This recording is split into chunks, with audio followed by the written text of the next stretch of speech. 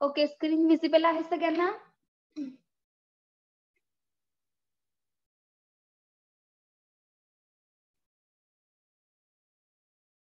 Screen सगळ्यांना visible आहे का? Yes ma'am.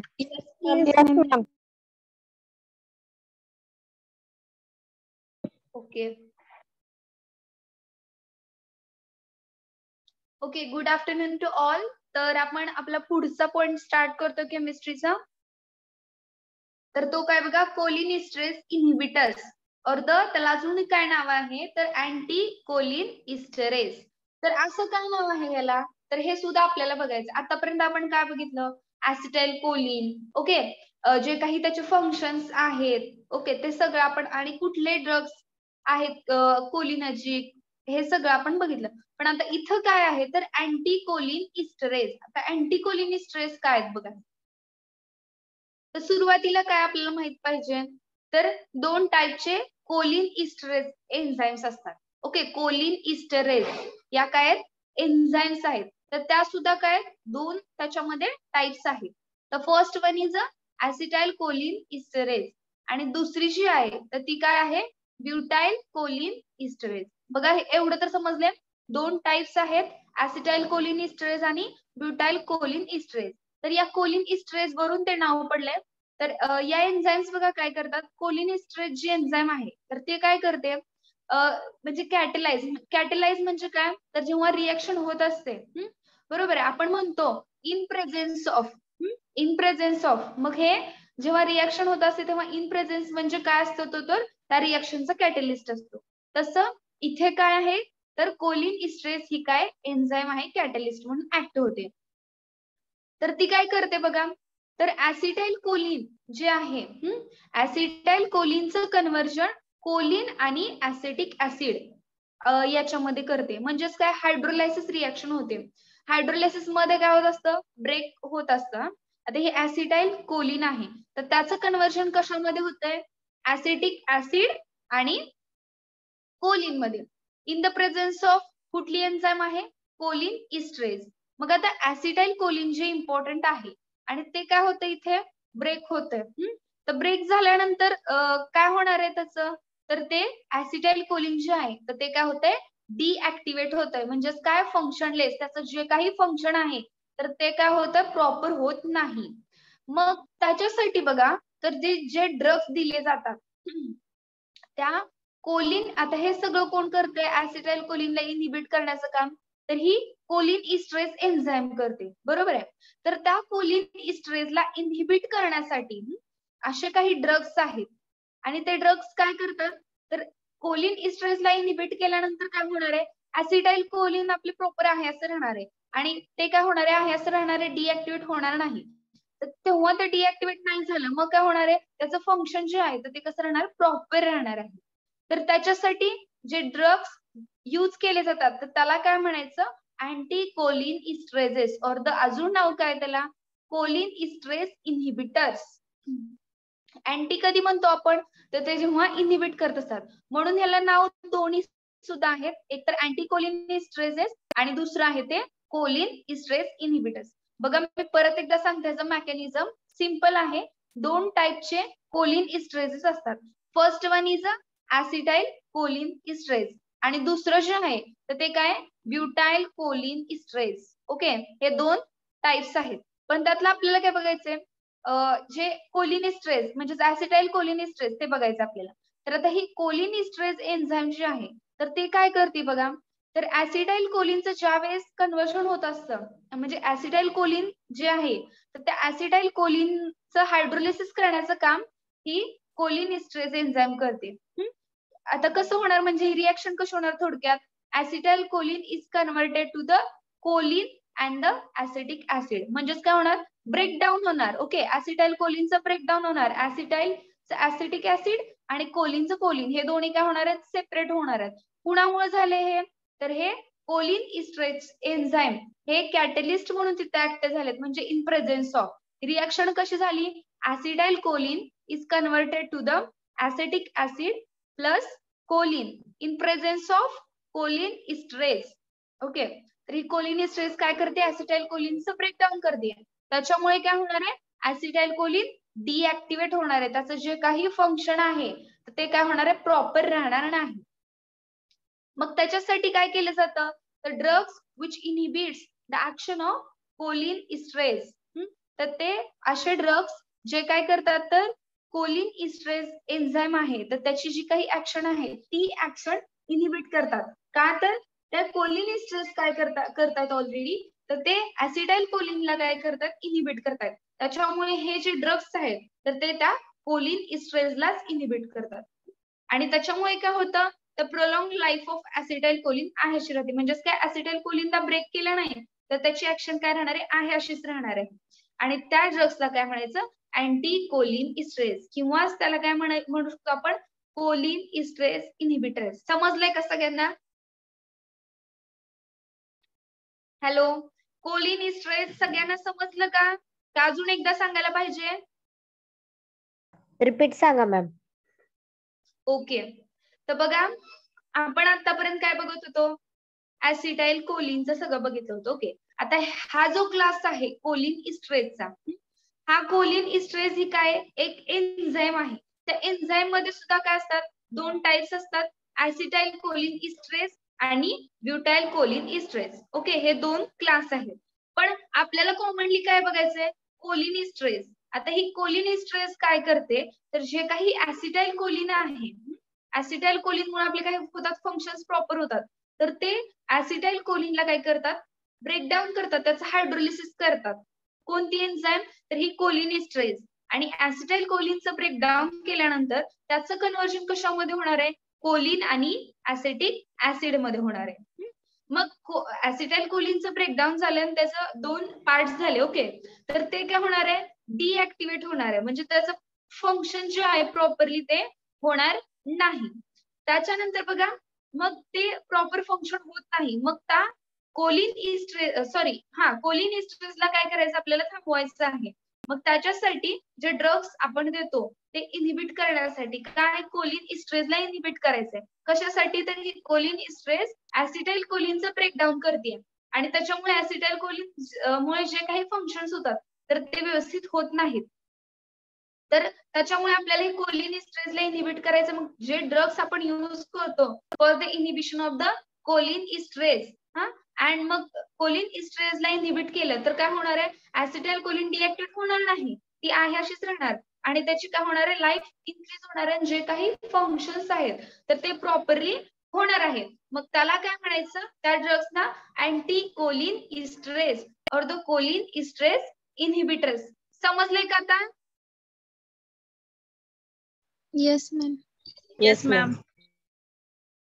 सगळ्यांना समजलंय का? Yes ma'am.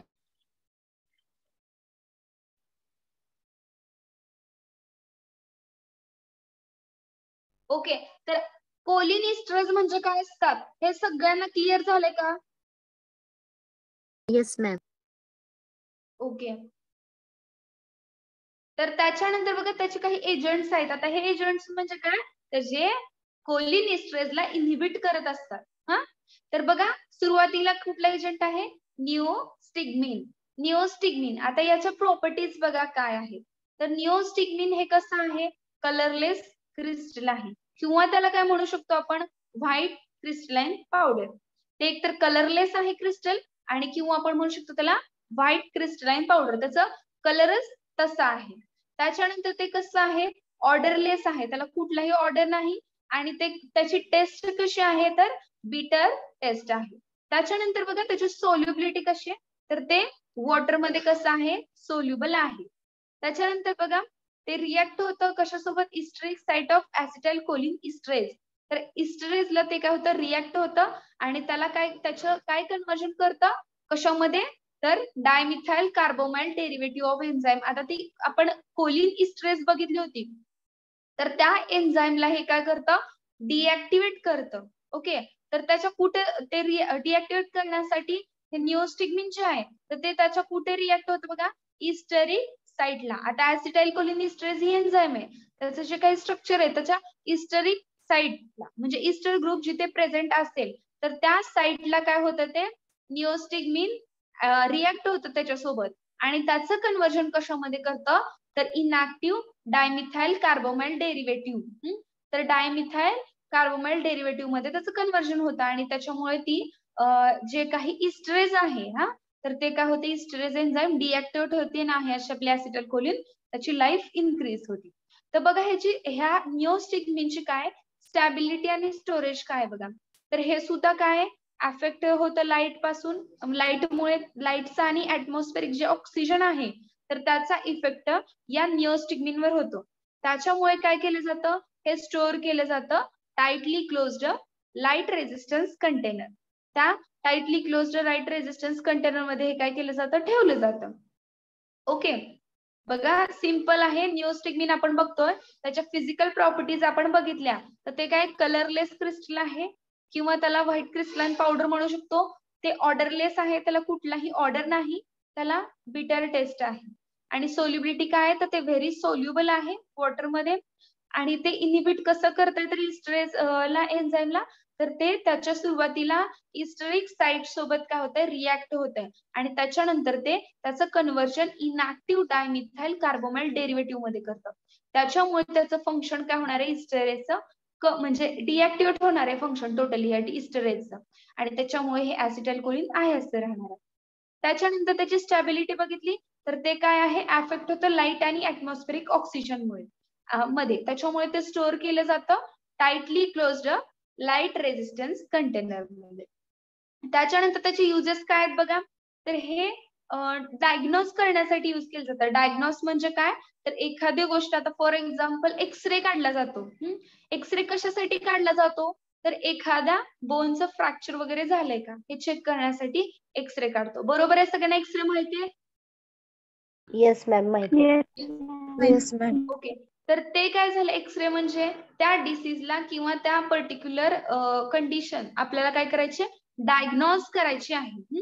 म्हणजे आपल्याला सर्च करायचे आहे की नक्की काय झालेलं आहे हे चेक करतो. मग ते डायग्नोज करणे, आता फॉर एक्झाम्पल टेस्ट असतात वेगवेगळ्या, तर याची प्रत्येक डिसीजच्या टेस्ट असतात, तर त्या टेस्ट करणं. फॉर एक्झाम्पल आता काय काही जणांच्या बघा WBCs RBCs कमी झालेले असतात, वाढलेले असतात, अशा काही डिफेक्ट्स असतात. मग त्यावेळेस काय होतं, तर आपल्या काय टोटल WBC काउंट काढला जातो किंवा सॉरी टोटल ब्लड काउंट काढला जातो. बरोबर आहे, तर तो का काढला जातो, तर आपल्याला चेक करण्यासाठी. डॉक्टर काय सांगतात, तर सुरुवातीला हे ब्लड टेस्ट करा तुम्ही, का तर आपल्याला समजायला हवं. मग ते करणं म्हणजे काय, डायग्नोज करणं. ओके, डायग्नोसिस समजलं का? Yes ma'am. ओके, तर डायग्नोसिस म्हणजे एखाद्या डिसीजचा आपल्याला आयडेंटिफिकेशन करणं म्हणजे डायग्नोसिस. मग इथे हे निओस्टिग्मिन जे आहे तर ते कशासाठी युज केलं जातं, तर डायग्नोसिस ऑफ मायस्थेनिया ग्रॅव्हिस. ओके, तर हा जो मायस्थेनिया ग्रॅव्हिस आहे तर हा डिसऑर्डर आहे बघा. याच्यामध्ये काय होत असतं मेनली, तर जे मसल्स आहेत तर ते टोटली काय झाले असतात, वीक झालेले असतात. तर त्यांचे हेच सिम्पटम्स आहेत फक्त मायस्थेनिया ग्रॅव्हिस मध्ये. फक्त काय झालेलं असतं त्यांना, तर जे काही मसल्स आहेत तर ते काय झाले असतात, वीक झालेले असतात. ते कशामुळे झालेले असतात, तर ऍसिटाइलकोलिनचं फंक्शन प्रॉपर झालेलं नसतं. मग ते आपल्याला करेक्ट करायचं असतं, म्हणून आपण काय करतो, हे निओस्टिग्मिन देतो. तर ह्याच्यामध्ये काय बघा, मिथाइल सल्फेट सॉल्ट अजून युज केलं जातं डायग्नोसिस साठी. निओस्टिग्मिन युज केलं जातं. त्याच्यानंतर बघा पॅरालायटिक इलियस, तर हा सुद्धा काय आहे, डिसऑर्डर आहे मसल रिलेटेड, त्याच्यामध्ये सुद्धा हे निओस्टिग्मिन दिलं जातं. त्याच्यानंतर बघा पोस्ट ऑपरेटिव्ह युरिनरी रिटेन्शन, तर एखादी सर्जरी वगैरे झाल्यानंतर युरिनरी रिटेन्शन मेंटेन करण्यासाठी हे निओस्टिग्मिन दिले जातं. त्याच्यानंतर to promote the expulsion of intestinal flatus. आता इंटेस्टायनल फ्लॅटस म्हणजे काय, तर बघा काही वेळेस स्टमक मध्ये गॅस वगैरे प्रोड्यूस झालेला असतो किंवा इंटेस्टाइन मध्ये, तर त्या केसला काय म्हणायचं, इंटेस्टायनल फ्लॅटस. ओके, कधी दिले जातं, before the radiography of kidney and ureters. जेव्हा किडनी आणि युरेटसची काय केलं जातं, रेडिओग्राफी करायची असते. पण त्या पेशंटला काय असतं, समजा स्टमक मध्ये गॅस किंवा इंटेस्टाइन मध्ये गॅस झालेला असते, तर त्या केसमध्ये हे निओस्टिग्मिन त्यांना दिलं जातं. त्याच्यानंतर बघा to अँटागोनाइज muscular relaxation due to the curare like drugs और the muscle relaxants used in anaesthesia. बघा अॅनास्थेशिया म्हणजे काय, तर पूर्णपणे भूल द्यायची असते. तर त्यावेळेस काय केलं असतं, अशा मेडिसिन्स दिलेले असतात, तर जे अनॅस्थेटिक्स असतात, तर ते अनॅस्थेटिक्स काय करतात, तर मसल रिलॅक्स करतात. बरोबर आहे. मग ते मसल्स जर रिलॅक्स झालेले असेल जास्त प्रमाणात, तर त्या मसल रिलॅक्सेशनला आता काय करायचं आपल्याला, परत पुन्हा पहिल्यासारखं करायचंय, म्हणजे कॉन्ट्रॅक्ट व्हायला पाहिजे, ते फक्त रिलॅक्सच नकोय आपल्याला. तर त्यावेळेस काय करतं, हे निओस्टिग्मिन त्याला अँटागोनाइज करतं. अँटागोनिझम म्हणजे काय, तर अपोजिट इफेक्ट. आता मसल रिलॅक्सेशन, तर त्याला अपोज आपल्याला ऍक्शन करायची, म्हणजे ते अँटागोनाइज केलं तर ते काय होणार आहे, मसल कॉन्ट्रॅक्ट होणार आहे. हे म्हणजे अँटागोनिझम. ओके. अँड हे मग हे निओस्टिग्मिन जे आहे, तर ते काय करतं, ते मसल्स जे रिलॅक्स झालेले आहेत, तर त्यांना पुन्हा पहिल्यासारखं किंवा आपण काय मसल कॉन्ट्रॅक्ट करण्याचं काम हे निओस्टिग्मिन करतात. ओके. तर हे झाले युजेस. सिंपल आहे. मायस्थेनिया ग्रॅव्हिस मध्ये दिले जातं, त्याच्यानंतर पॅरालायटिक इलियस मध्ये दिले जातं, त्याच्यानंतर पोस्ट ऑपरेटिव्ह जे काही युरिनरी रिटेन्शन आहे त्याच्यामध्ये दिले जातं, त्याच्यानंतर जे स्टमक मध्ये किंवा इंटेस्टाइन मध्ये गॅस प्रोड्यूस झालेला असेल, तर बिफोर रेडिओग्राफी ऑफ किडनी किंवा युटेरस, तर याचं रेडिओग्राफी करायच्या अगोदर हे निओस्टिग्मिन देतात, ते गॅस वगैरे रिमूव्ह करण्यासाठी. त्याच्यानंतर टू अँटागोनाइज द मस्क्युलर रिलॅक्सेशन, जे काही मसल्स तर रिलॅक्सेशन झाले कधी अॅनास्थेशिया जेव्हा युज करतो तेव्हा, तर ते अँटागोनाइज करण्याचं काम हे निओस्टिग्मिन करते. ओके. निओस्टिग्मिन समजलं का सगळ्यांना? Yes, ma'am. Okay. Yes, ma'am. Okay. तर त्याचे जे काही फार्मास्युटिकल फॉर्म्युलेशन्स आहेत, तर ते बघा कुठले आहेत. निओस्टिग्मिनचे टॅबलेट अवेलेबल आहे, त्याच्यानंतर निओस्टिग्मिनचं काही इंजेक्शन सुद्धा अवेलेबल आहे. मग त्याचा डोस कसा आहे बघा, तर ही जी निओस्टिग्मिन टॅबलेट जी आहे, तर ती कशी दिली जाते, 15 to 30 mg ओरली दिली जाते. 15 to 30 mg ची टॅबलेट असते, तर ती ओरली दिली जाते. आणि जे इंजेक्शन आहे, तर ते कसं आहे बघा, इंट्रामस्क्युलर किंवा सबक्युटेनियस रूटने दिलं जातं. त्याचं हे किती आहे बघा, 0.5 to 2.5 mg इतकं काय दिलं जातं, डोस दिला जातो ह्याचा निओस्टिग्मिनचा. त्याचं जे ब्रँड नेम आहे अवेलेबल, ते कुठलं आहे, प्रोस्टिग्मिन. निओस्टिग्मिन आणि हे काय, प्रोस्टिग्मिन त्याचं ब्रँड नेम आहे. त्याच्यानंतर सेकंड जो कंपाऊंड आहे, तर तो काय आहे बघा, इड्रोफोनियम क्लोराइड. इड्रोफोनियम क्लोराइड काय बघा, तर याच्या फिजिकल हे सुद्धा काय आहे, तर ऍसिटाइल कोलिनला प्रोटेक्ट करतं. म्हणजेच काय, तर जे कोलिन इस्ट्रेज आहे, तर त्याला इनहिबिट करण्याचं काम हे इड्रोफोनियम क्लोराइड करतं. मग त्याचं फिजिकल प्रॉपर्टी बघा काय, तर ते बिटर असतं, ते व्हेरी सोल्युबल असतं वॉटर आणि अल्कोहोल मध्ये. त्याच्यानंतर त्याचे युजेस बघा काय आहेत, तर हे सुद्धा डायग्नोसिस साठी दिले जातं. कशाच्या, तर मायस्थेनिया ग्रॅव्हिस. मायस्थेनिया ग्रॅव्हिस म्हणजे काय, तर हा एक जिथे मसल्स आपले काय झाले असतात, वीक झालेले असतात त्या पेशंट मध्ये मायस्थेनिया ग्रॅव्हिसच्या. तर ते मसल्स वीक झालेले असतात, तर त्या डायग्नोसिस करण्यासाठी त्याचं मायस्थेनिया ग्रॅव्हिसचं डायग्नोसिस करण्यासाठी हे इड्रोफोनियम क्लोराइड दिले जातं. त्याच्यानंतर बघा, edrophonium chloride bring about a rapid increase in muscle strength. बघा सेम मसलचे जिथे डिसऑर्डर्स आहेत, म्हणजे काय, मसल स्ट्रेंथ जर कमी झालेली असेल, तर ती इन्क्रीज करण्यासाठी विदाउट सिग्निफिकंट साईड इफेक्ट, कोणताही साईड इफेक्ट न दिसता जी काही मसलची आपल्या स्ट्रेंथ आहे, तर ती इन्क्रीज करण्यासाठी सुद्धा हे इड्रोफोनियम क्लोराइड दिलं जातं. त्याच्यानंतर बघा, it may also be used for the evaluating emergency treatment in myasthenia crisis. आता मायस्थेनिया क्रेसिस काय आहे बघा, हे दोन्ही डिफरंट आहेत, मायस्थेनिया ग्रॅव्हिस आणि मायस्थेनिक क्रेसिस. मायस्थेनिक क्रेसिस काय, तर त्याच्या पूर्ण टोटली डिफरंट आहे. म्हणजे या मायस्थेनिया ग्रॅव्हिस जे आहे, तर ते थोडं हायली रिस्क्ड होऊन, म्हणजे त्याच्या पुढची स्टेज आपण म्हणू शकतो, तर ते काय, मायस्थेनिक क्रायसिस. तर मायस्थेनिक क्रायसिस मध्ये मेनली काय झालेलं असतं, तर जे मसल्स आहेत, इन्हेलेशनच्या रिलेटेड जिथे मसल्स आहेत, तर ते मसल्स काय झाले असतात, खूप हे झाले, म्हणजे खूप वीक झालेले असतात. तो जो पेशंट आहे, तर त्याला इन्हेलेशन करण्यासाठी सुद्धा खूप प्रॉब्लेम्स येतात. तर मायस्थेनिया ग्रॅव्हिसचं कन्व्हर्जन पुढे कसं होत असतं, तर मायस्थेनिक क्रायसिस मध्ये होत असतं, ते खूप रिस्की होऊन. तर मायस्थेनिक क्रायसिस काय, खूप रिस्की आहे, त्याच्यामध्ये मसल्स खूप हे झालेले असतात, वीक झालेले असतात. त्याच्यानंतर बघा to treat the neuromuscular blockage. तर न्यूरोमस्क्युलर ब्लॉकेज जे असतात तर ते ट्रीट करण्यासाठी सुद्धा हे इड्रोफोनियम क्लोराईड दिले जातं. त्याच्यानंतर बघा to treat the respiratory depression. Respiratory depression म्हणजे काय, इथे पण सेम आहे, इनहेलेशन एक्सहेलेशनचा प्रॉब्लेम असतो त्या पेशंटला, त्यामुळे तिथे काय असतं, रेस्पिरेटरी डिप्रेशन असतं. त्याच्यानंतर त्याचा डोस जो आहे हे इंट्राव्हेनसने दिलं जातं 2 to 10 mg. त्याचे ब्रँड नेम्स फॉर्म्युलेशन्स बघा कुठले आहेत, इड्रोफोनियम क्लोराईड लिक्विड, त्याच्यानंतर इंजेक्शन, त्याच्यानंतर ब्रँड नेम, त्याच्यानंतर त्याचे ब्रँड नेम्स कुठले आहेत बघा, टेन्सिलॉन, इनलॉन आणि इनलॉन प्लस, हे दोनच आहेत ब्रँड नेम, टेन्सिलॉन, इनलॉन आणि इनलॉन प्लस. आणि ह्याचे फॉर्म्युलेशन फक्त लिक्विड आणि इंजेक्शन आहे. त्याचा डोस जो आहे तो काय 2 to 10 mg IV थ्रू दिलं जातं. ओके, इड्रोफोनियम क्लोराईड समजले का? इड्रोफोनियम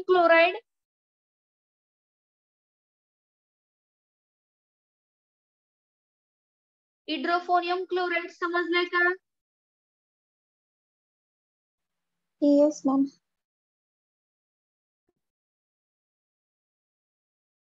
सगळ्यांना समजते का? फक्त जॉईन करून ठेवलेत सगळ्यांनी? फक्त काही जणच रिस्पॉन्स देतात ठराविक. मॅम युजेस परत एकदा शॉर्ट मध्ये सांगता का? कशाचे? इड्रोफोनियम क्लोराईडचे का? हा मॅम. ओके, तर बघा इड्रोफोनियम क्लोराईड जे आहे तर ते कशामध्ये दिलं जातं? For the diagnosis of myasthenia gravis. Diagnosis म्हणजे काय, तर एखाद्या डिसीजचं काय करणं, आयडेंटिफिकेशन करणं म्हणजे डायग्नोसिस. तर हे मायस्थेनिया ग्रॅव्हिस जे आहे तर ते काय होतं, त्याच्यामध्ये मेनली काय होत असतं, तर जे मसल्स जे आहेत तर ते काय झाले असतात, खूप वीक झालेले असतात. तर त्याच्यामध्ये म्हणजे त्याचं डायग्नोसिस करण्यासाठी हा जो मायस्थेनिया ग्रॅव्हिस हा डिसऑर्डर आहे तर तो डिसऑर्डर डायग्नोज करण्यासाठी हे इड्रोफोनियम क्लोराईड यूज केलं जातं. त्याच्यानंतर बघा जी आपली मसल स्ट्रेंथ आहे तर ते मसल स्ट्रेंथ इन्क्रीज करण्यासाठी विदाउट एनी साइड इफेक्ट न होता ती मसल स्ट्रेंथ आपल्याला इन्क्रीज करायची असेल तर हे इड्रोफोनियम क्लोराईड दिलं जातं. त्याच्यानंतर it also used for the emergency treatment in myasthenic crisis. तर मायस्थेनिक क्रायसिस मध्ये काय, तर हे मायस्थेनिक क्रायसिस हा मायस्थेनिया ग्रॅव्हिसची पुढची स्टेज आहे, म्हणजे जास्त क्रिटिकल झाल्यानंतर हे मायस्थेनिक क्रायसिस होतं. तर त्याच्यामध्ये काय झालं असतं, जे मसल्स असतात तर ते मसल्स खूपच वीक झालेले असतात. कुठले, तर जे आपण इनहेलेशन रेस्पिरेटरी रिलेटेड आहेत तर ते मसल्स खूप वीक झालेले असतात. त्याच्यानंतर न्यूरोमस्क्युलर ब्लॉकेज जे आहे तर ते न्यूरोमस्क्युलर ब्लॉकेज ट्रीट करण्यासाठी.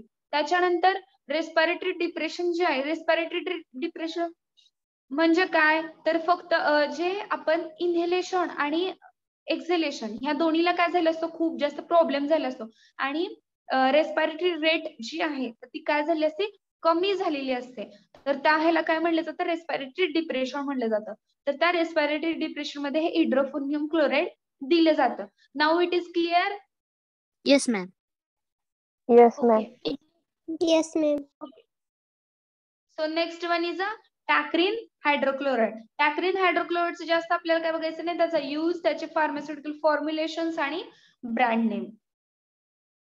ओके, तर टॅक्रिन हायड्रोक्लोराईड हे कशासाठी यूज केलं जातं, in the treatment of mild to moderate dementia including the Alzheimer's type. आता अल्झायमर काय बघा, अल्झायमर हा एक डिसऑर्डर आहे. त्याच्यामध्ये काय झालेलं असतं, तर आता खूप एज्ड जे पर्सन्स असतात तर त्यांच्यामध्ये काय झालं असतं, खूप विसरतात त्या खूप गोष्टी. तर हा खूप सिरियस डिसऑर्डर आहे.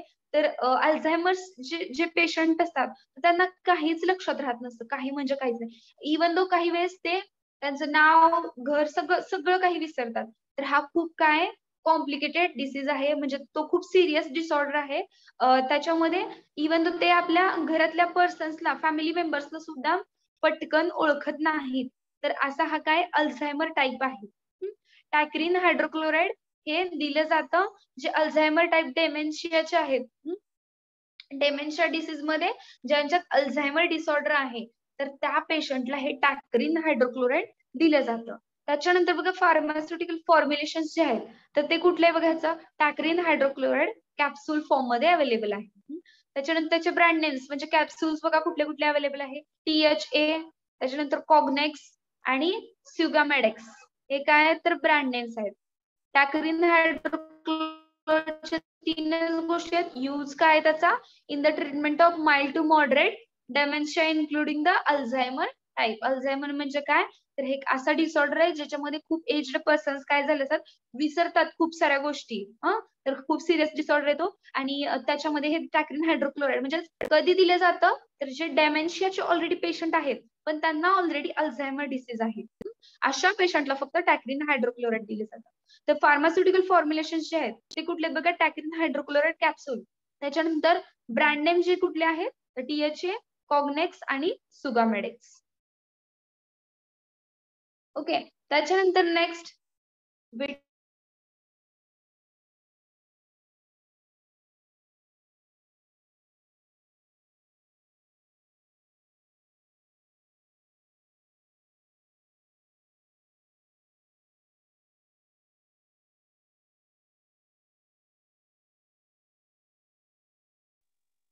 Okay, so next one is a pralidoxime chloride.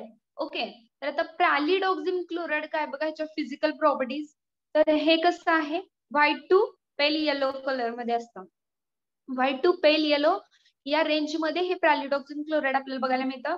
त्याची काय क्रिस्टलाइन पावडर असते, ऑर्डरलेस आहे ते म्हणजे त्याला कुठलाही ऑर्डर नाही. त्याची सोल्युबिलिटी कशी आहे ते सोल्युबल आहे वॉटर मध्ये.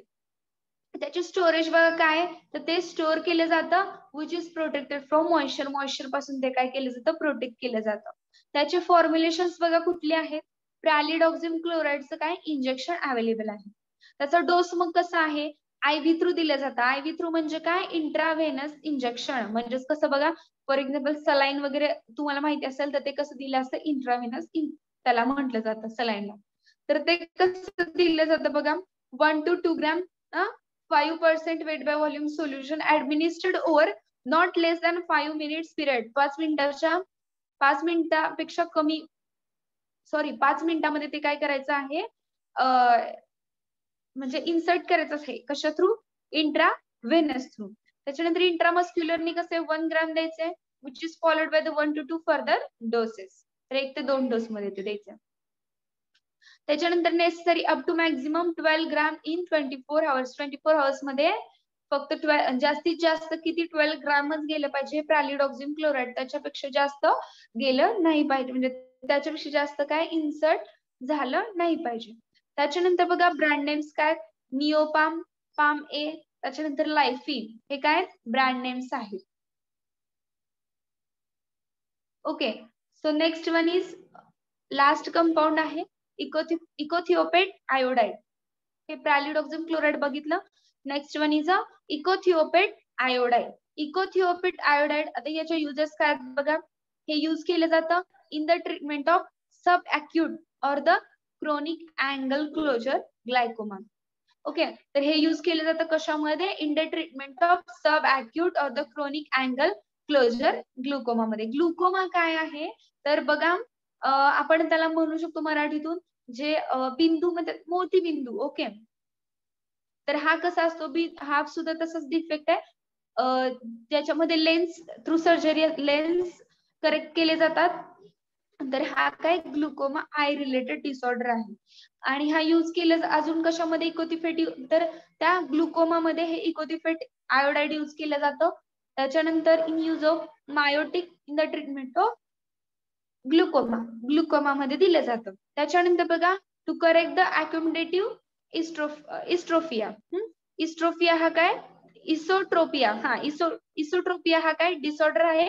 तर इसोट्रोपिया कसा होतो बघा तर ज्यांचे आयज जे आहेत तर ते बघा क्रॉस होत असतात. काही जणांना त्याचा इफेक्ट काय होतो तर डबल इमेज दिसते या डिसऑर्डर मध्ये इसोट्रोपिया. तर हे इकोथिफेट आयोडाइड त्याच्यामध्ये सुद्धा दिलं जातं. म्हणजे काय 3 यूज आहेत मेन. एक तर क्रोनिक अँगल क्लोजर ग्लुकोमा मध्ये दिलं जातं. त्याच्यानंतर मायोटिक म्हणून ग्लुकोमा मध्ये दिलं जातं. त्याच्यानंतर अक्युमुलेटिव्ह इस्ट्रोपिया हा कसा डिसऑर्डर आहे तर त्याच्यामध्ये आपलं जे विजन आहे ते काय झालं असतं डबल झालं असतं आणि क्रॉस आईज होत असतात त्याच्यामध्ये. त्याच्यानंतर त्याचे स्टोरेज बघा काय store under the refrigerator after the reconstitution. तर किती टेम्परेचर त्याचं स्पेसिफाय केलेलं आहे 2 डिग्री टू 8 डिग्री सेंटीग्रेडला ठेवलं जातं, स्टोअर केलं जातं आणि रेफ्रिजरेटर मध्ये 2 टू 8 डिग्री सेंटीग्रेडला आफ्टर द रिकॉन्स्टिट्यूशन. आणि जे ड्रॉप्स आहेत तर ते किती झालं 1 ड्रॉप दिला जातो 0.125% सोल्युशन जे आहे दोन्ही आयज मध्ये एकदाच फक्त डेली दिलं जातं. त्याच्यानंतर फार्मास्युटिकल फॉर्म्युलेशन जे आहेत तर ते काय आहेत बघा जे फॉर्म्युलेशन यूज केले जातात ते इकोथिओफेट आयोडाइडचं सोल्युशन असतं. ओके. आणि त्याच्यानंतर इकोथिओफेट आयोडाइड ही पावडर सुद्धा आहे बट ती पावडर कशासाठी आहे तर इंजेक्ट करण्यासाठी पावडर फॉर सोल्युशन म्हणजे त्याचं सोल्युशन बनवण्यासाठी.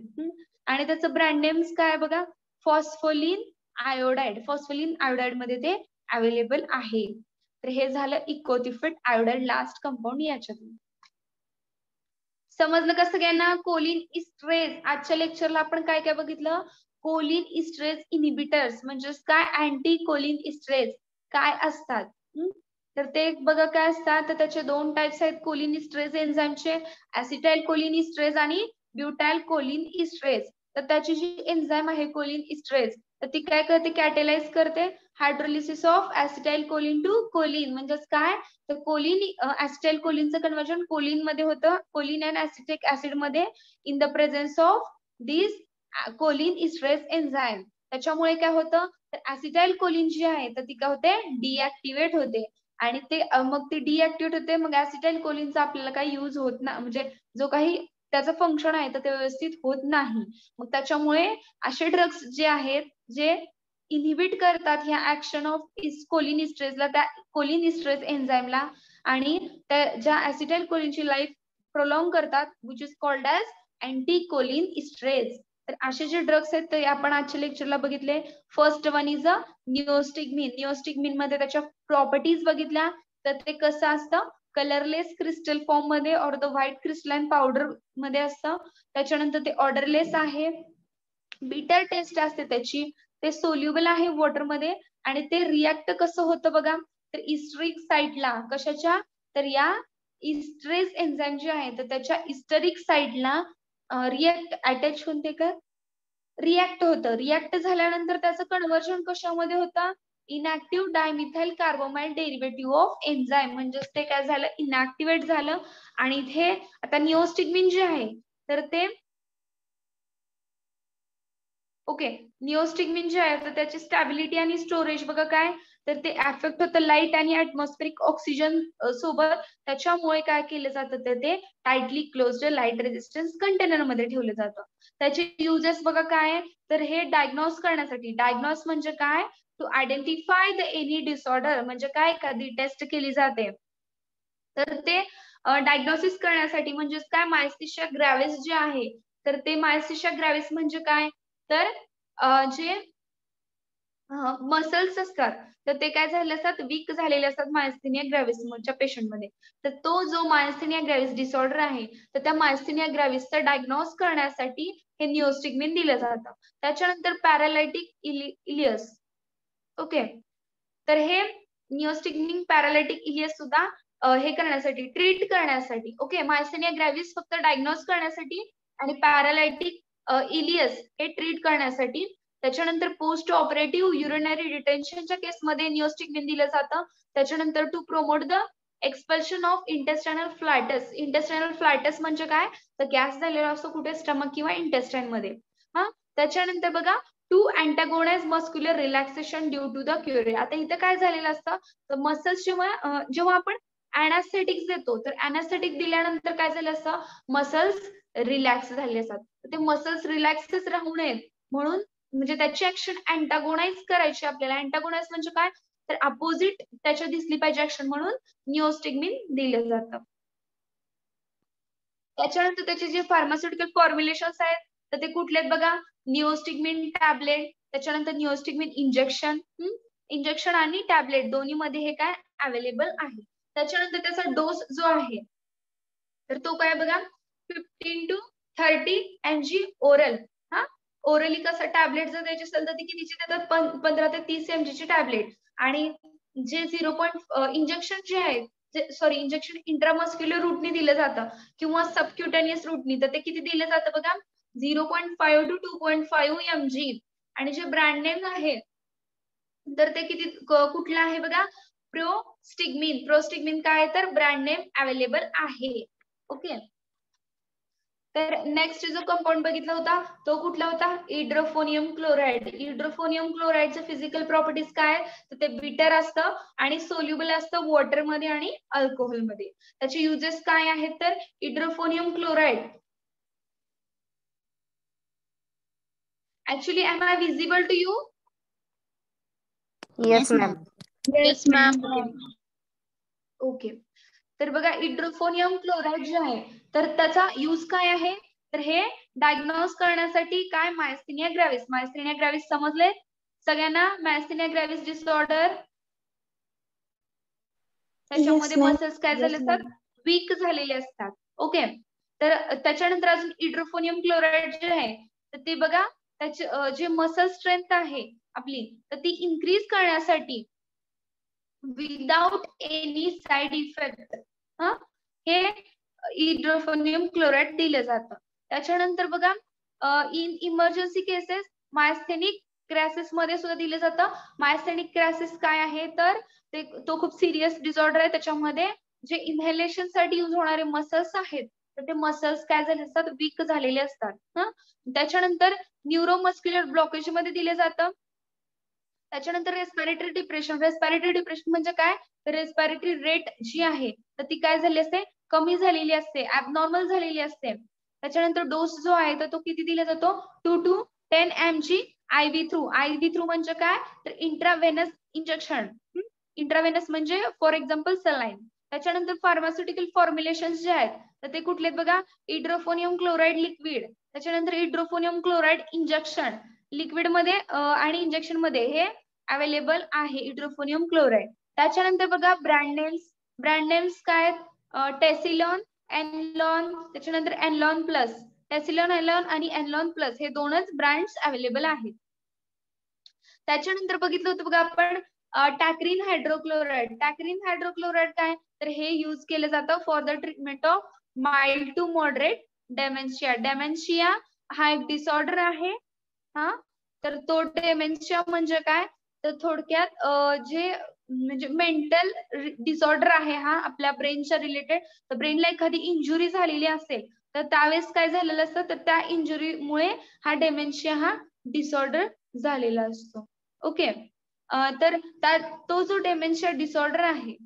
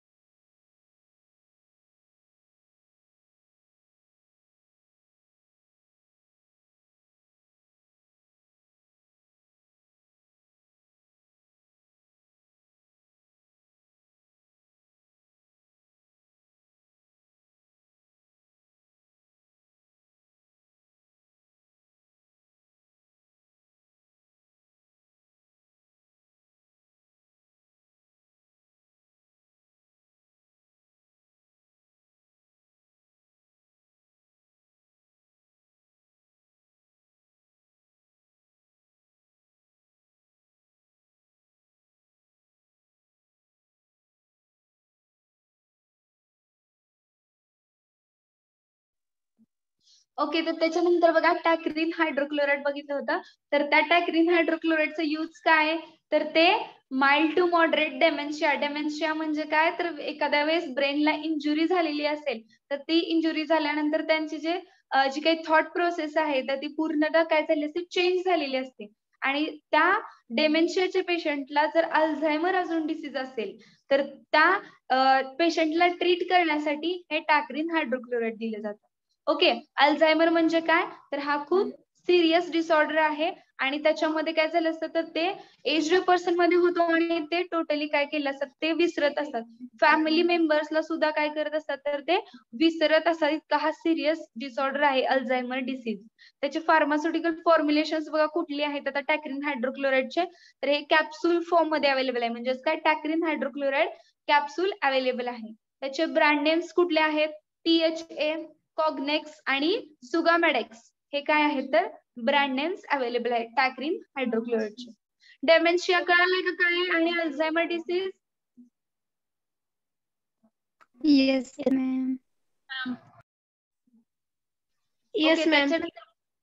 त्याच्यानंतर प्रॅलिडॉक्सिन क्लोराइड बघितलं होतं आपण, तर त्याचे फिजिकल प्रॉपर्टीज काय तर white to pale yellow crystalline powder आहे आणि ते ऑर्डरलेस असतं, सोल्युबल असतं वॉटर मध्ये. त्याचं स्टोरेज काय आहे तर ते स्टोअर केलं जातं का आणि अशा ठिकाणी त्याला स्टोअर करायचंय की जिथून आपण प्रोटेक्ट करू मॉइश्चर पासून. त्याचे फार्मास्युटिकल फॉर्म्युलेशन कुठले अवेलेबल आहेत तर प्रॅलिडॉक्सिन क्लोराइड इंजेक्शन फॉर्म मध्ये ते अवेलेबल आहे. त्याचा डोस जो आहे तर तो कसा द्यायचा आहे, इंट्रावेनस थ्रू म्हणजेच IV थ्रू. किती द्यायचा आहे 1 to 2 gram as 5% W/V solution which is administered over not less than 5 minute period. तर 5 मिनिटापेक्षा कमी मिनिटामध्ये ते हे करा म्हणजे मॅक्झिमम 5 मिनिट्स, सॉरी मॅक्झिमम नाही मिनिमम 5 मिनिट्स मध्ये ते काय करायचं आहे तर इंजेक्ट IV थ्रू द्यायचं आहे. इंट्रामस्क्युलर इंजेक्शन जे आहे तर ते किती 1 ग्रॅम द्यायचं आहे 1 ते 2 डोस मध्ये. त्याच्यानंतर जे मॅक्झिमम किती 12 ग्रॅम इतकं मॅक्झिमम एका दिवसात म्हणजे किती 24 आवर्स मध्ये हे 12 ग्रॅम इतकं इन्सर्ट करायचं आहे. म्हणजे तेवढं इंजेक्ट करायचं, तेवढं मॅक्झिमम इंजेक्ट करायचं, हे 12 पेक्षा कमीच शक्यतो. त्याचे ब्रँड नेम्स काय निओपाम, पाम ए, त्याच्यानंतर लायफी, हे काय झाले प्रॅलिडॉक्सिन क्लोराइडचे ब्रँड नेम. त्याच्यानंतर लास्ट जो होता इकोथिओपेट आयोडाइड. इकोथिओपेट आयोडाइड त्याचा यूज काय, हे यूज केलं जातं in the treatment of subacute और the chronic angle closure glaucoma. Glaucoma काय आहे तर हा आय रिलेटेड डिसऑर्डर आहे. त्याच्यामध्ये लेन्सेसचं करेक्शन केलं जातं म्हणजे मोतीबिंदू, तर ते ग्लुकोमा हे यूज केलं जातं. अजून कशामध्ये in the treatment of glaucoma. त्याच्यानंतर इसोट्रोपिया हा सुद्धा काय आहे तर एक प्रकारचा डिसऑर्डर आहे. त्याच्यामध्ये काय झालं असतात आईज जे आहेत तर त्या काय होतात क्रॉस होत असतात. त्याच्यानंतर त्याच्यामुळे काय होतं तर डबल व्हिजन दिसतं काही जणांना, तर ते त्या केसमध्ये हे इकोथिओपेट आयोडाइड दिलं जातं. त्याच्यानंतर त्याचं स्टोरेज काय तर ते स्टोअर केलं जातं अंडर द रेफ्रिजरेटर आणि त्याचं टेम्परेचर त्यावेळेस किती सेट करायचंय 2 to 8 degree centigrade after the reconstitution. आणि त्याचा डोस काय बघा तर तो काय होता 1 ड्रॉप दिला जातो. किती त्यात पण कन्स्टिट्यूट किती पाहिजे 0.125% सोल्युशन दोन्ही आईजला आणि एकदाच डेली तो ड्रॉप यूज करायचा आहे. त्याच्यानंतर फार्मास्युटिकल फॉर्म्युलेशन जे आहेत तर ते कुठले आहेत बघा, हे आयोडाइड सोल्युशन मध्ये असतं, इकोथिओफेट आयोडाइड सोल्युशन फॉर्म मध्ये असतं. त्याच्यानंतर इकोथिओफेट आयोडाइड पावडर फॉर्म मध्ये असतं, पण ती पावडर सुद्धा कशाला यूज करायची फॉर द सोल्युशन. त्याचे ब्रँड नेम्स काय फॉस्फोलिन आयोडाइड, हे काय ब्रँड अवेलेबल आहे. समजले का सगळ्यांना आज शिकवलेलं? Yes ma'am. Yes, ma'am. Yes. Yes, ma'am. Yes, ma'am. Okay, कुणाला काही doubt?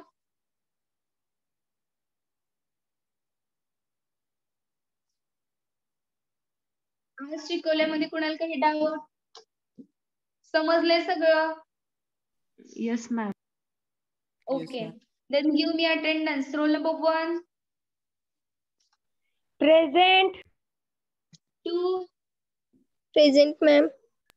3, Present, ma'am. 4, Present, ma'am. 5, Present, ma'am. 6, present ma'am. 7, Present, ma'am. 8, Present. 9, roll number 9, 10th, Present, ma'am. 11th, Present, ma'am. 12th, Present. 13th,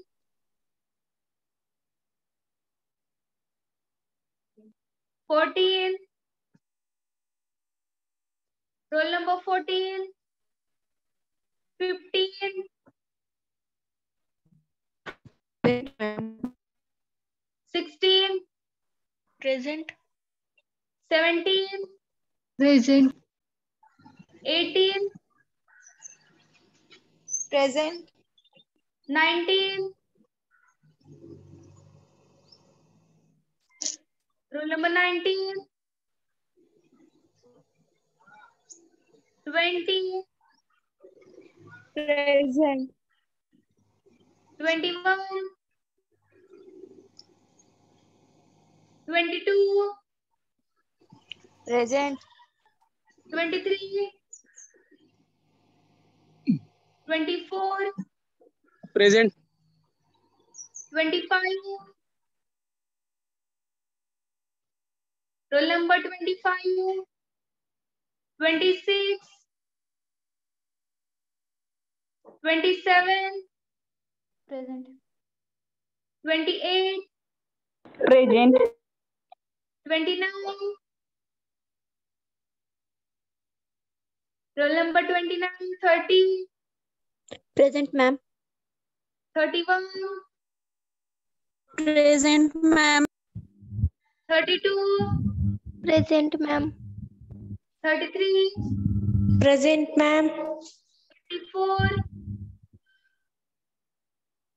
35, roll number 35, 36, Present, ma'am. 37, Present. 38,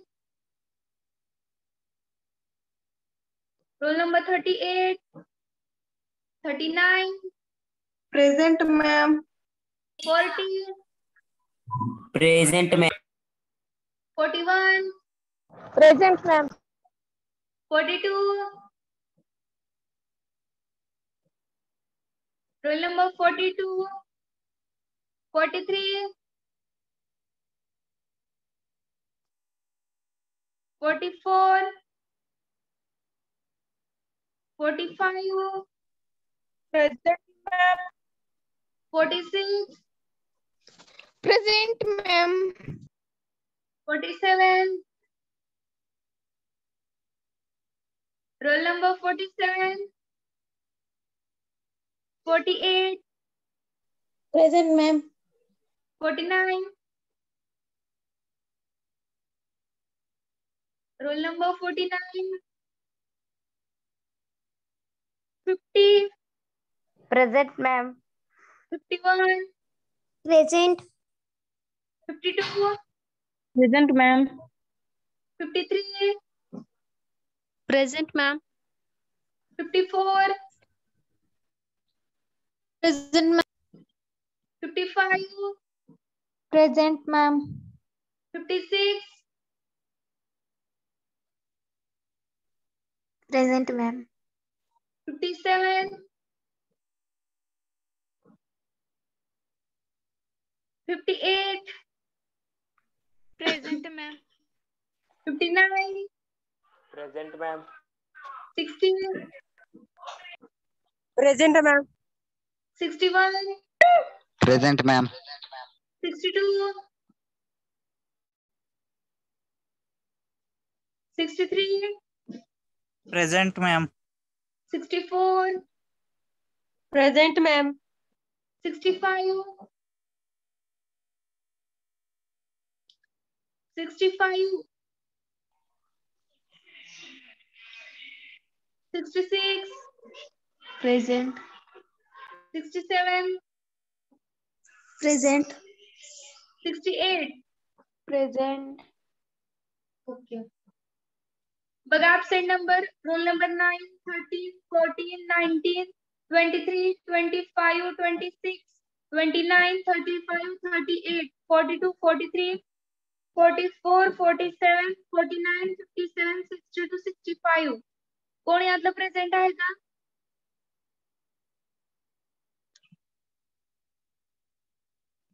कोण आहे का यातलं present? याची सगळी समजली सगळ्यांना?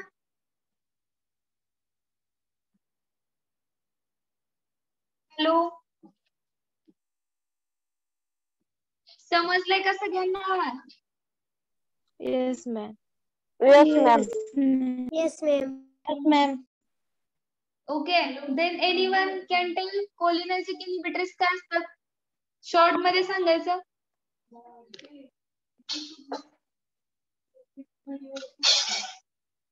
कोलिन इस्ट्रेस इन्हिबिटर्स समजलंय ना? त्याचं मेकॅनिझम काय आहे, ते नक्की काय करतात?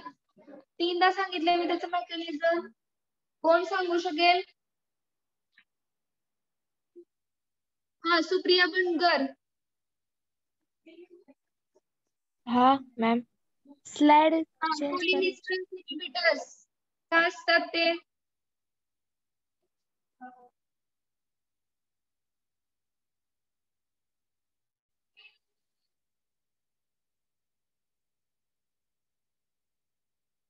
Slide दाखवा की ma'am.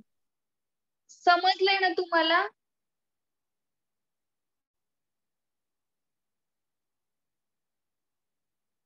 समजलंय ना सगळ्यांना? बरं, मायस्थेशिया ग्रेव्हिस काय असतं? कसला डिसऑर्डर आहे तो? मसल वीक होतात. ओके, पाटील स्नेहल तुम्ही सांगू शकता कोलिन इस्ट्रेस इन्हिबिटर्स काय असतात?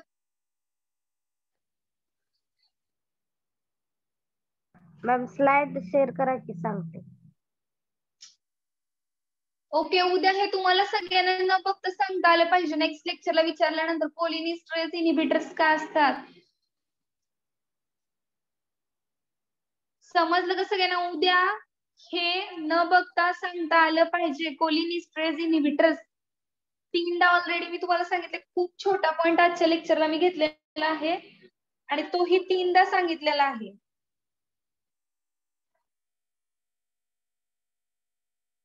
समजलं? पाटील स्नेहल स्लाइड दाखवली आहे, आता तरी एक्सप्लेन करा. कोलिनेस्टर इनहिबिटर्सचे हे कोलिनेस्टरेजचे 2 टाइप आहेत, ऍसिटोकोलिनेस्टरेज आणि ब्युटिल कोलिनेस्टरेज. आणि त्याचे एन्झाइम जे आहेत cholinesterase catalysis hydrolysis of acetylcholine and choline and acetic and near the site of liberation. आणि ऍसिटोकोलाइन जे डिऍक्टिव्हेट होतं आणि नंतर त्याचे ड्रग जे आहेत ते इनिबिट करतात कोलिनेस्टरेज आणि ते प्रोलॉंग जे असतात लाईफ साठी ऍसिटोकोलाइन आणि त्यालाच अँटीकोलिनेस्टरेज म्हणतात. 1 मिनिट, ह्याचा यूज काय होतो? कोलिन अँटीकोलिनेस्टरेज जे आपण ड्रग बघितले तर त्याचा यूज काय होतो? शॉर्ट मध्ये तुम्ही आता काय केलं? इन जनरल वाचूनच दाखवलं. तर ते काय करतं मेनली, त्याचा रोल काय आहे? बघा इथं काय होत असतं, कोलिन इस्ट्रेस जी एन्झाइम आहे तर ती काय करते, हे ऍसिटाइल कोलिनचं कन्व्हर्जन ऍसिटिक ऍसिड आणि कोलिन याच्यामध्ये करते. बरोबर आहे? तर ते कोलिन इस्ट्रेस एन्झाइम जे आहे तर ती जेव्हा कन्व्हर्जन करते असते ऍसिटाइल कोलिनचं कोलिन आणि ऍसिटिक ऍसिड मध्ये, तर त्याच्यामुळे काय होतं, ही ऍसिटाइल कोलिनचं फंक्शन डिस्टर्ब होतं टोटली. मग आपल्याला ते फंक्शन जे आहे ऍसिटाइल कोलिनचं तर ते डिस्टर्ब व्हायला नाही पाहिजे. ओके, ते डिऍक्टिव्हेट नाही व्हायला पाहिजे. तर त्याच्यामुळे काय करायचं असतं, तर जे ड्रग्स आपण युज करतो या कोलिन इस्ट्रेसलाच इनिबिट करण्यासाठी. बरोबर आहे? जी कोलिन इस्ट्रेस इनॅक्टिव्हेट करते ऍसिटाइल कोलिनला, तर त्या कोलिन इस्ट्रेसलाच आपल्याला पहिल्यांदा इनॅक्टिव्हेट करायला पाहिजे. तर त्याच्यासाठी जे ड्रग युज केले जातात तर त्यांना काय म्हणायचं, अँटी कोलिन इस्ट्रेस किंवा कोलिन इस्ट्रेस इनिबिटर. आता समजलंय का? आता सांगू शकताय का?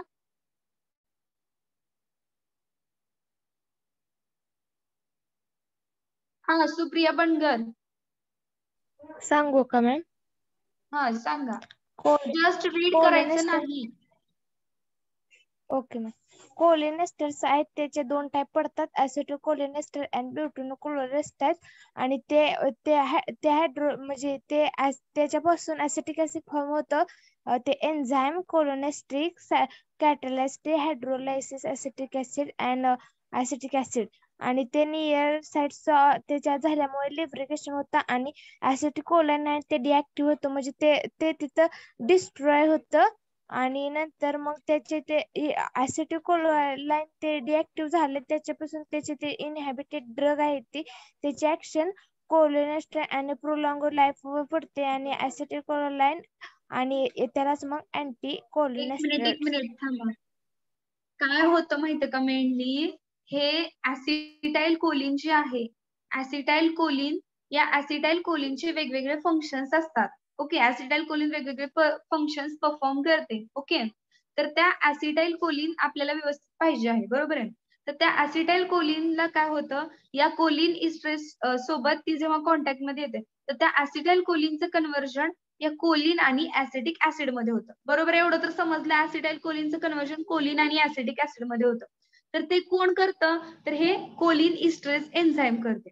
तर हे कोलिन इस्ट्रेस एन्झाईम आहे तर आता आपल्याला काय करायचंय तर या कोलिन इस्ट्रेस एन्झाईमलाच इनहिबिट करायचं. मग त्याच्यासाठी आपण ड्रग युज करतोय आणि ते ड्रग युज करतोय त्याला काय म्हणायचं मग आता अँटी कोलिन इस्ट्रेस का तर ते ड्रग काय करतात या कोलिन इस्ट्रेसला इनहिबिट करतात. आता तरी समजलंय का सगळ्यांना का अजून पण नाही समजलं. बी फ्रँकली तुम्ही टोटली चुकीचं सांगताय सगळे. Madam repeat. बापरे 4 ते 5 वेळा झाले रिपीट. आता नीट सगळ्यांनी लक्ष द्यायचं आहे. लास्ट टाइम आता मी फक्त रिपीट करणार आहे. बघा जी कोलिन इस्ट्रेस एन्झाईम आहे तर ती कोलिन इस्ट्रेस एन्झाईम काय करते ऍसिटाइल कोलिन ऍसिटाइल कोलिनचं कन्व्हर्जन कोलिन आणि ऍसिटिक ऍसिड मध्ये करते. मग त्याच्यामुळे काय होतं ऍसिटाइल कोलिनचं कन्व्हर्जन कोलिन आणि ऍसिटिक ऍसिड मध्ये झालं त्याच्यामुळे ते काय त्याचं जे फंक्शन आहे ऍसिटाइल कोलिनचं तर ते परफॉर्म होणार नाही. म्हणजेच इनडायरेक्टली काय होणार आहे ती डिऍक्टिव्ह होणार आहे का तर त्याचं ब्रेकडाऊन झालं त्याचं कन्व्हर्जन कोलिन आणि ऍसिटिक ऍसिड मध्ये झालं. मग आपल्याला काय करायचंय असं करू द्यायचं नाही. त्याच्यामुळे आपण ही जी एन्झाईम आहे कोलिन इस्ट्रेस तर त्या एन्झाईमलाच आपल्याला इनहिबिट करायचं तर ते इनहिबिट करण्यासाठी आपण जे ड्रग युज करतो तर त्याला काय म्हणायचं अँटी कोलिन इस्ट्रेजेस. ओके समजलंय का आता. Yes ma'am.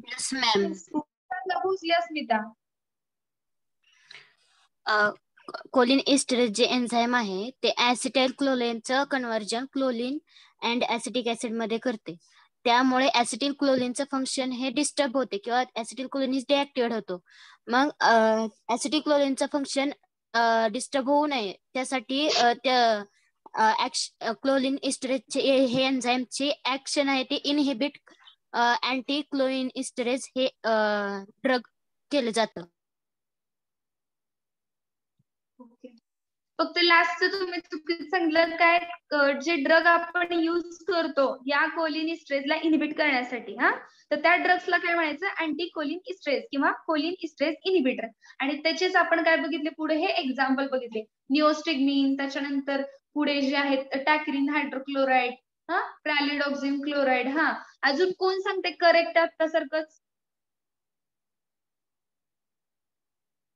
मी सांगू. मी सांगू. रौद्रुपाली सांगा. ऍसिटाकोलिनचं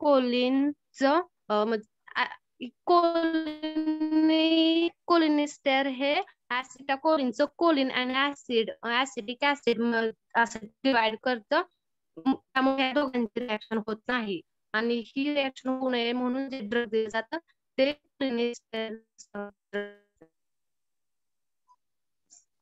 ओके अजून कोण सांगताय. मी सांगू ma'am. Deshmukh Aditya roll number 12.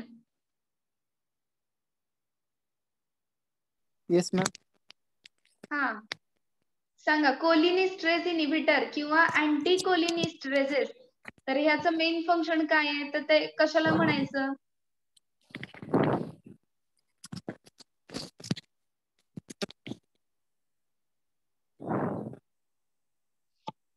आज लेक्चरला 3 ते 4 वेळा सांगितलेलं आहे ही गोष्ट.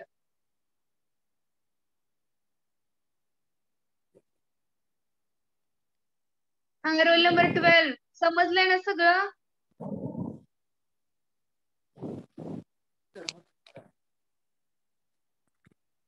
रोल नंबर 12 स्लाइड समोर आहे तरी सुद्धा तुम्हाला सांगता येत नाही म्हटल्यावर काय उपयोग आहे.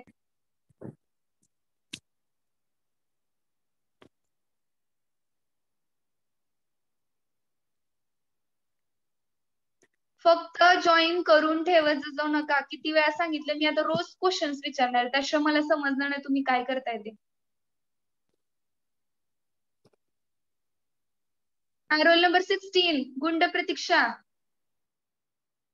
Yes ma'am. हा सांगा कोलिनिस्टरेजेस काय असतात. सॉरी अँटी कोलिनिस्टरेज काय असतात.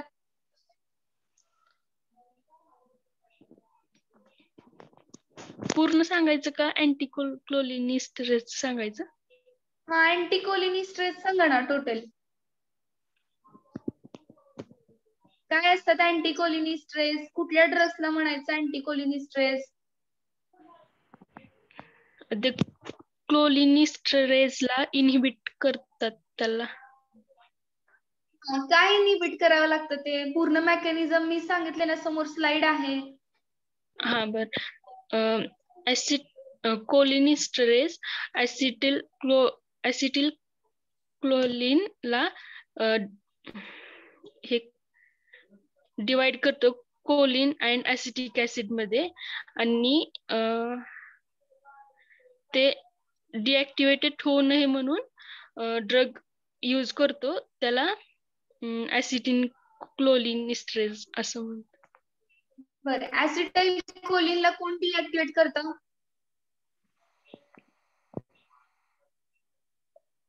प्रतीक्षा ऍसिटाइल कोलिनला क्लोलीन अँड ऍसिटिक ऍसिड.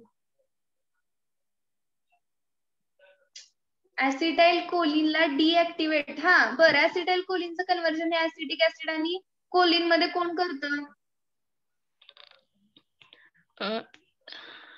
क्लोलिनिस्टरेज एन्झाईम आणि हे क्लोलिनिस्टरेज. महत्वाचं आहे. हे महत्वाचं आहे.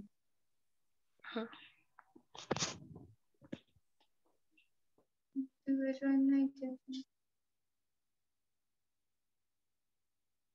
Okay roll number 33. Yes ma'am.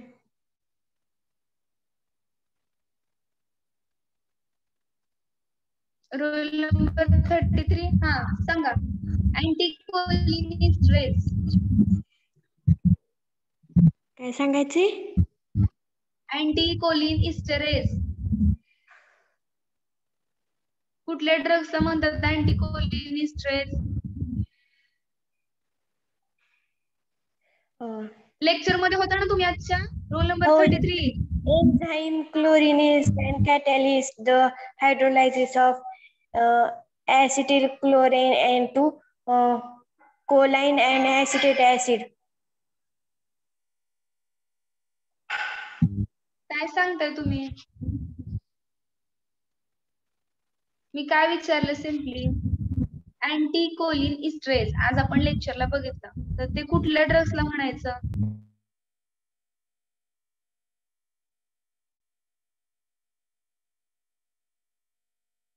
Roll number 33.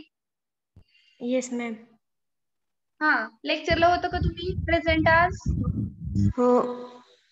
हा मग काय घेतलं आपण आज लेक्चरला.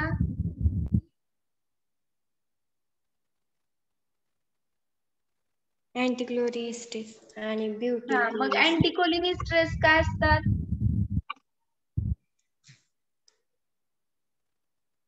कुठल्या ड्रग्सला म्हणायचं अँटी कोलिनिस्टरेज.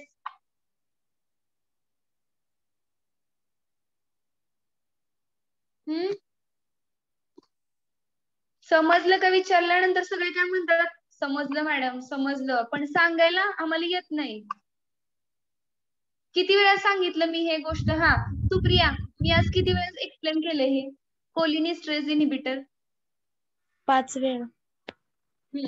मग अजून किती वेळा करायला पाहिजे मी एक्सप्लेन हे. अजून पण तुम्हाला सांगायला येत नाही, फक्त जॉईन करून ठेवता का. नेक्स्ट टाइम तुम्हाला आन्सर नाही आलं तर इथे सरळ अबसेंटी लागेल. आणि तुम्हाला आताच सांगते जर अबसेंटी लागली तुमचे जर हे अटेंडन्स कमी आले तर तुम्ही एक्झाम साठी इलिजिबल नसता. तुमची 75% अटेंडन्स पाहिजेच. It must, sorry 80%. तरच तुम्ही एक्झामला इलिजिबल आहात, तरच तुमचा फॉर्म भरला जाणार आहे. Otherwise no. खूप अब्सेंट राहत आहेत. तर जर जास्त अब्सेंटी असेल तर तुम्हाला एक्झामला बसता येणार नाही.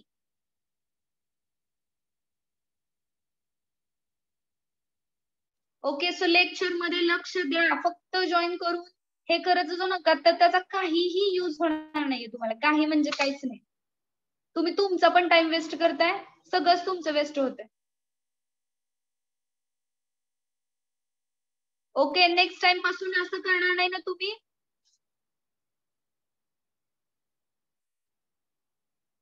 नेक्स्ट टाइम पासून लेक्चर मध्ये स्वतःही प्रेझेंट राहत जा, फक्त जॉईन करून ठेवत जाऊ नका.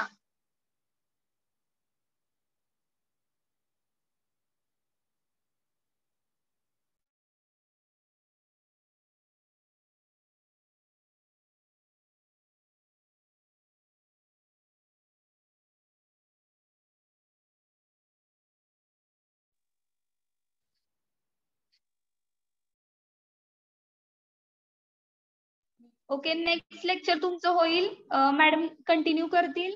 बी देअर. ओके.